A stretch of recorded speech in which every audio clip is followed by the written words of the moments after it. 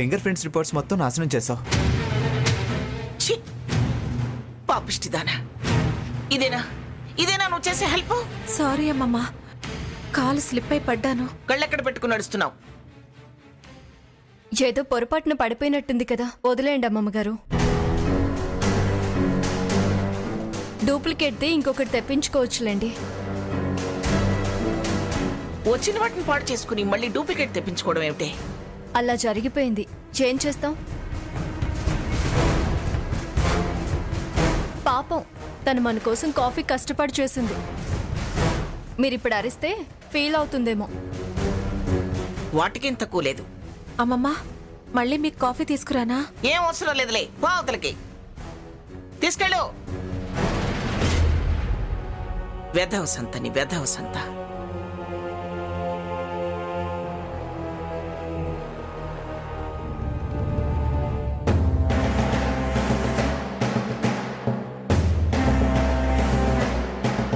మీ నాటకం నాకు అర్థమైంది. అయినా మీ నోటితో నిజం కక్కేలా చేస్తా, అమ్మమ్మ గారి కాళ్ల మీద పడేలా చేస్తా. ఇంకా ఎన్ని నాటకాలు ఆడతారో చూస్తాను. రేపు రిపోర్ట్స్ వచ్చేలోపు నీ పని ఫినిష్ సిద్ధాంతి.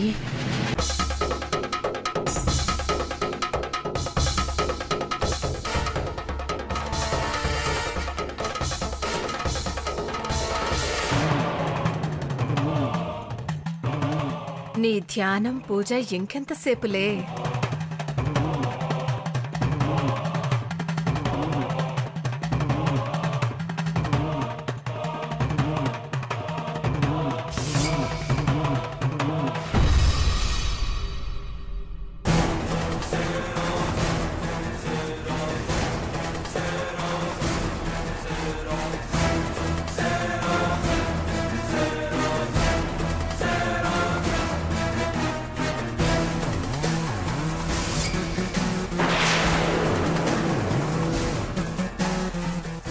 ఏమైంది?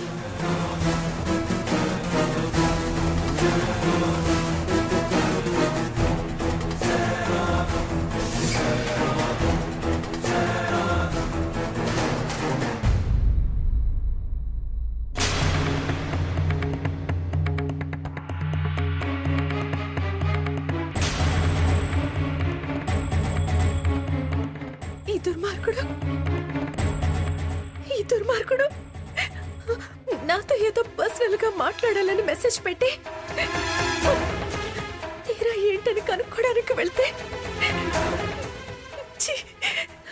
చెప్పడానికి అసహ్యం వేస్తుంది. నా మీద అత్యాచారం చేయబోయాడమ్మమ్మా.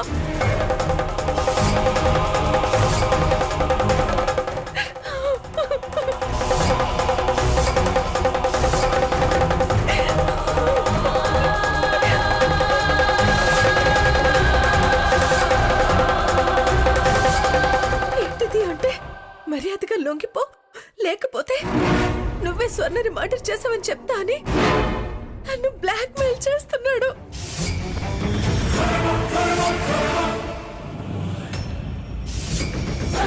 నేను అత్యాచారం చెయ్యబోయానా? అబద్ధం. ఏ ఆడపిల్లైనా అలాంటి అబద్ధం చెబుతుందండి. అమ్మవారి మీద ఒట్టు. నాకేం తెలీదు. అబద్ధం ఆడుతున్నాడమ్మమ్మా. ఇదేదో నాటకం ఆడుతుంది. ఎలాగైనా సరే నిజాన్ని బయట పెట్టిస్తాను. నిజం చెప్పండి సిద్ధాంతి గారు.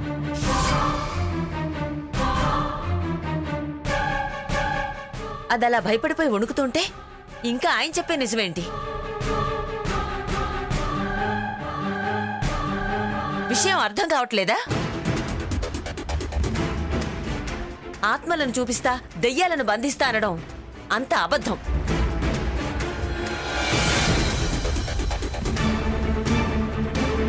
వీడి దగ్గర విద్య లేదు, శక్తి లేదు. మహిమ లేదు, మట్టి గడ్డలు లేవు. ఆత్మను చూపించలేక హత్య అని రూటు మార్చాడు.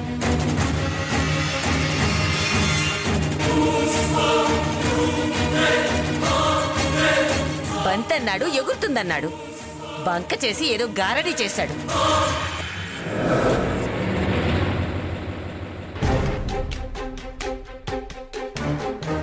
ఎవరో కొట్టారని కదల్లి సామాన్ల గదిలో దూరాడు.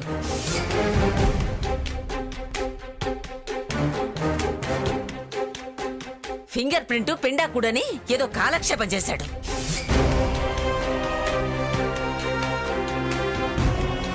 స్వామీజీని పిండి వంటలు పెడుతుంటే పేకల దాకా తిని తిమ్మిరెక్కి తన్నుకుంటున్నాడు.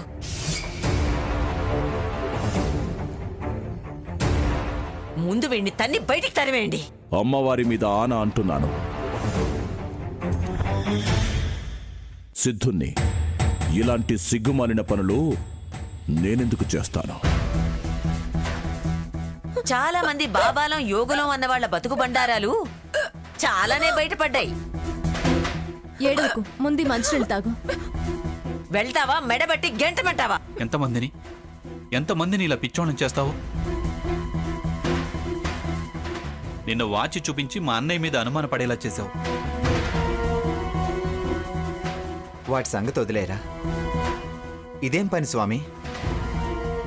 ఆ వాచ్ని నీ గదిలోంచి లేపుకెళ్ళింది వీడే అయి ఉంటాడు. నీ డ్రామా అంతా నా సెల్లో వీడియో తీశాను.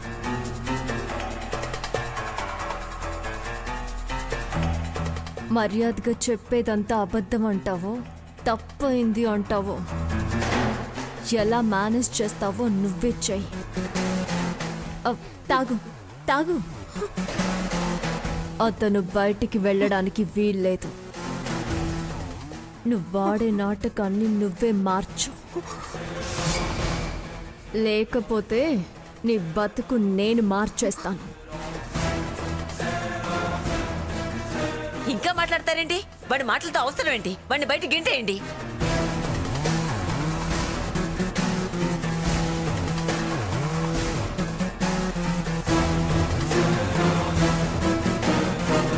ఏం జరిగింది?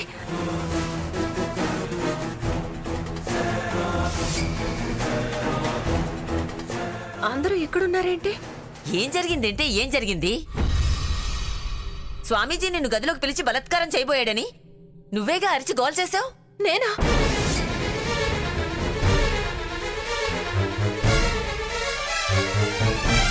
నేను స్వామీజీ గదిలోకి వెళ్ళాను. వారు ధ్యానంలో ఉన్నారు. నేను అక్కడ నిలబడ్డానంతే. వారు నన్ను అసలు చూడనే లేదు. ఏమిటి నువ్వనేది? అవునమ్మమ్మ గారు, జరిగిందంతే. అంటే నువ్వు చెప్పిందంతా అబద్ధమా?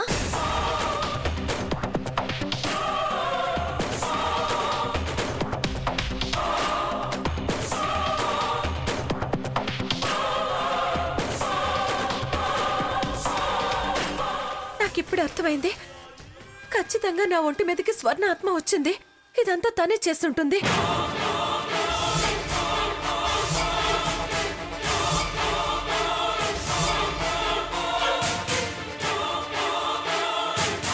స్వామీజీ గారున్న గదిలోకి ఆత్మ రావడం ఏంటి? ఈ స్వామీజీ గారు తనని బంధనం చేస్తారని, ఆయన్ని బయటికి పంపడానికి నన్ను ఆవహించి అలా చేస్తుంటుంది.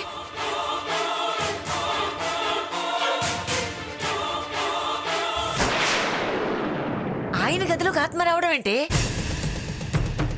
ఆత్మలు ఎక్కడికైనా రాగలవు. నేనేం గదికి ఆత్మబంధనం చేయలేదు. పైగా నేను ధ్యానంలో ఉన్నానుగా.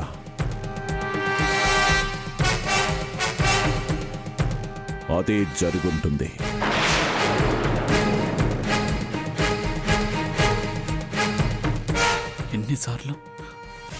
ఎన్నిసార్లు చెప్పినా దానికి బుద్ధి రావడం లేదు. తను అసంతృప్తితో ఉంది.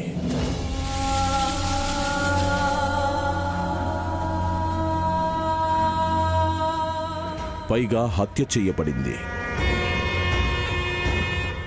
తన కోపం తనది. అందుకే బంధనానికి తను అంగీకరించడం లేదు. ఎలాగైనా తప్పించుకోవాలని చూస్తోంది. అది తప్పించుకుని ఇలా ఎంతమందిని ఎంతకాలం హింస పెడుతుంది స్వామి? ఆత్మ శాంతించేదాకా అంతే బాబు. ఆత్మ నీ మొహమా? సీత భయపెట్టింది. శాంతించినా శాంతించకపోయినా దాన్ని బంధన చేయాల్సిందే స్వామి. హత్య చేసిన వాళ్ళని పట్టుకుంటే సగం తనే శాంతిస్తుంది. అప్పుడు మాకు తప్పకుండా సహకరిస్తుంది.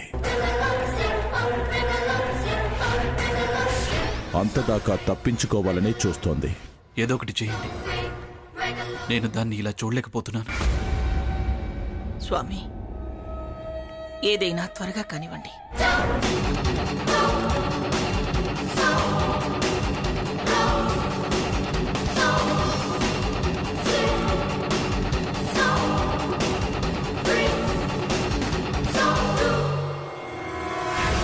ఏమిటి మంగ ఇది? అది నాకు అర్థం కావట్లేదండి. స్వామీజీ తేలుస్తానన్నారుగా.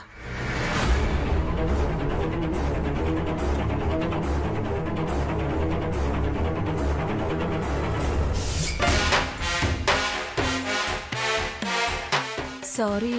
నోర్మి, నరాలు చిట్లేంతగా బుర్ర బద్దలు కొట్టుకుని బ్రహ్మాండమైన పథకం ఆలోచించి కావలసినవన్నీ అరేంజ్ చేస్తే చివరకు తుస్సు అనిపిస్తావా? ప్లాన్ అంతా పాడు చేసి అంచనాలు తలకిందులు చేసి సారీ చెప్తున్నావా? సారీ. అవతల వాడి వల్ల మనం ఊబిలో చిక్కుకుపోతాం. ఆ మంగ మన ప్రాణాలు తీస్తుందని వాడిని అవతలకు పంపే డ్రామా రచిస్తే నాటకం సగంలో మార్చి కొత్త నాటకం ఆడతావా? కొత్త నాటకం ఎందుకే ఇలా చేసావు? ఏం చేయను? మనం ఎప్పుడు ఏది చేయాలని చూసినా ఆ సీత ఉందిగా రివర్స్ చేయడానికి. ఇప్పుడు అదేం చేసింది? మొత్తం తలకిందులు చేసిందే అది. నేను దాన్ని గమనించకుండా డ్రామా మొదలుపెట్టాను. చివరిదాకా రసవత్రంగానే నడిపాను. కానీ కర్టెన్ పడే ముందే కథ అడ్డం తిరిగింది. నాతో అప్పుడు డైలాగులు పలికేలా చేసింది. ఏం చేసిందో వివరంగా చెప్పు. అది నేను గదిలోకి ఎంటర్ అయిన దగ్గర నుంచి వీడియో తీసిందట. ఏంటి? మంచినీళ్లు తాగించినట్టే తాగించి నీ డ్రామా అంతా నా సెల్లో వీడియో తీశాను. అతను బయటికి వెళ్ళడానికి వీల్లేదు. నీ బతుకు నేను మార్చేస్తాను. అందుకే బాగా ఆలోచించి వెంటనే ప్రాణాలు పోగొట్టుకోవడం కన్నా కాస్త వెసులుబాటు వస్తే మంచిదని అలా మొత్తం నాటకానికి కారణం ఆ స్వర్ణని అటు తిప్పేశాను. అదా సంగతి. అంటే అదెప్పుడు మన మీద ఒక కన్నేసి ఉంచుతుందన్నమాట. దానికి వేరే పనేముంది?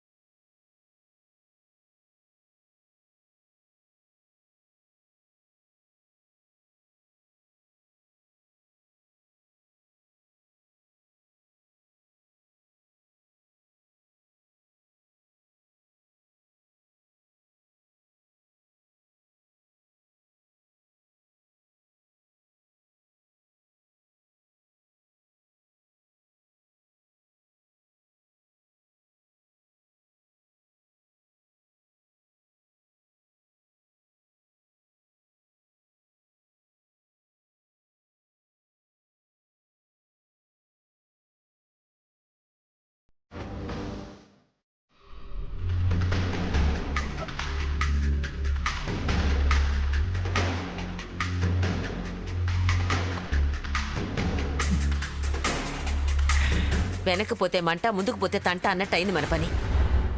1కి 2 కష్టాలు బోనస్ అవుతున్నాయి. మన బతుకు బౌన్స్ అయ్యేలా ఉంది. ఈ సీత కోత ఒకటి మన ప్రాణానికి. అప్పుడే మంచిగా ఉంటుంది. అంతలోనే ఉరిమి చూస్తూ స్వర్ణ అవుతుంది. ఆ స్వర్ణకి సీత బాగా అనుకూలంగా దొరికినట్టుంది. ఊ అంటే పొంతుంది, ఆ అంటే ఆవహిస్తుంది. మన ప్రాణాలు తీస్తుంది. ఆ స్వామీజీ కన్నా ఇది చాలా ప్రమాదకరంగా మారింది కాబట్టే మన కథ అడ్డం తిరిగింది. ఫ్లూకే మందు లేదంటే స్వైన్ ఫ్లూకే మందు వెతికినట్టుంది మన పని. స్వామీజీని పంపలేక చస్తుంటే ఇక ఆ సీతని స్వర్ణ ఆవహించకుండా ఎలా చేస్తాం? ఎగిరి బల్లే ఎక్కలేకపోతున్నాం. ఏకంగా మిద్దెలా ఎక్కుతాం? పిచ్చిదానా, ఆ స్వామీజీ కన్నా దీన్ని ఆవహించకుండా చేయడమే తేలిక. తేలిక? 2 తడి సిమెంట్ బస్తాలు. అయినా దాన్ని ఆవహించకుండా ఎలా చేస్తాం? ఇంకో మంత్రగాన్ని వెతుకుదామా? అవసరం లేదు. మనకు తెలిసిన తంత్రం ప్రయోగిద్దాం. మనకు తెలిసిన తంత్రమా? ఏంటది? లేపేయటం. చెల్లెల్ని ఎలా సాగనంపామో అలాగే ఈ అక్కని దాని అడ్రస్కు పంపించేద్దాం. అంటే సీతను చంపేద్దామా? అవును. అప్పుడు మనమే హంతకులమని ఆ అన్నదమ్ములిద్దరూ మనల్ని నరికి పారేస్తారు. తెలివిగా లేపేయాలి. ఎలా లేపినా ఖచ్చితంగా మనమే అని తెలుస్తుంది. తెలియకుండా చేద్దాం. అలా అయితే స్వర్ణ దీని మీదకి రాదు, మనల్ని వేధించడానికి ఇది ఉండదు. ఒక దెబ్బకి 2 అవుట్. అవుట్ అవుతారో లేక అక్క చెల్లెళ్ళిద్దరూ ఒకటే మనల్ని పీకు తింటారో. ఎలాగో భూతవైద్యుడు ఉన్నాడుగా, 2 ఆత్మలకు ఒకేసారి గిట్టుబాటు అవుతుంది. స్పెషల్ ఆఫర్లా. నువ్వు చెప్పేదంతా బాగానే ఉంది, కానీ సీతను లేపేయడం ఎలా? పకడ్బందీగా ప్లాన్ వెయ్యాలి. మన మీద డౌట్ అస్సలు రావద్దు. బాగా ఆలోచించు.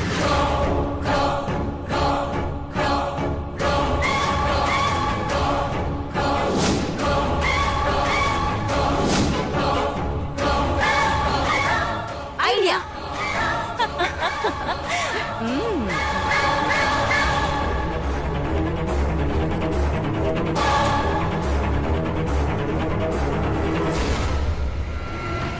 ఇదేదో బాగుంది. నువ్వు ప్రొసీడ్ అవ్వు. ఆ తర్వాత తేడా వస్తే నేను తగులుకొని పంచాయతీ పెడతాను. 10 మందిని పోగేస్తాను. డన్. డన్.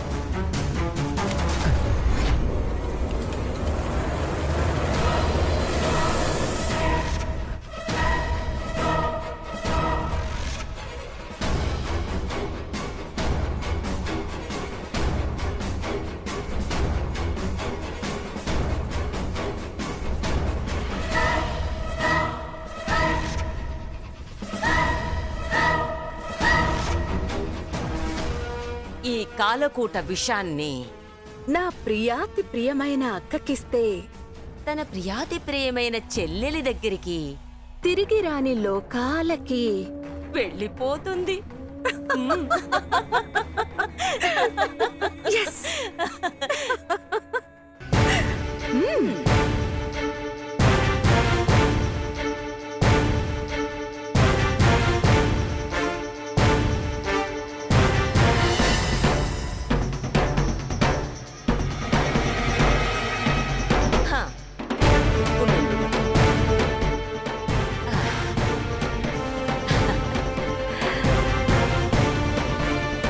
ఓకే, ఇక తీసుకెళ్ళి.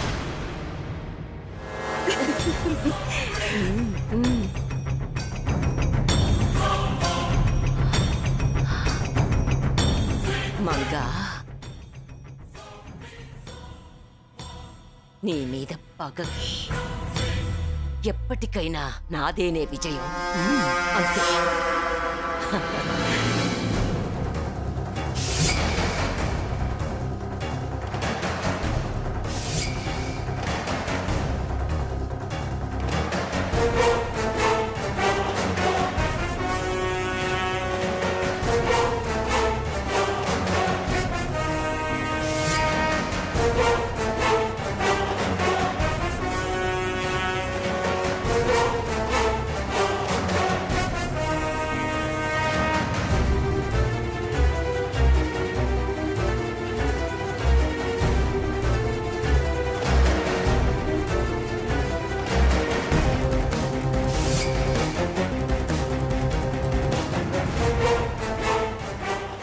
సీతక్క,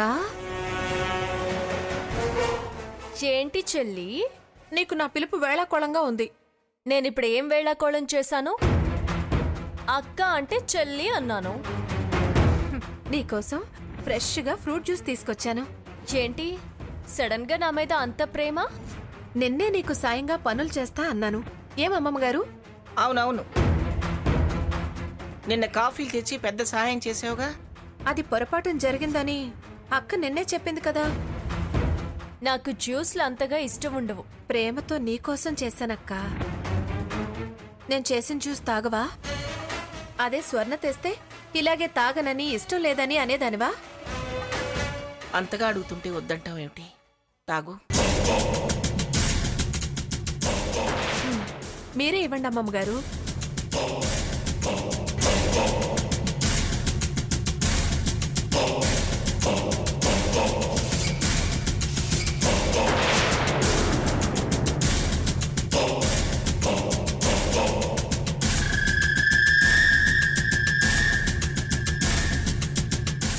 చేసి ఇవ్వాలని ఉన్నా నేను ఎలాగో చేసి ఇవ్వలేను.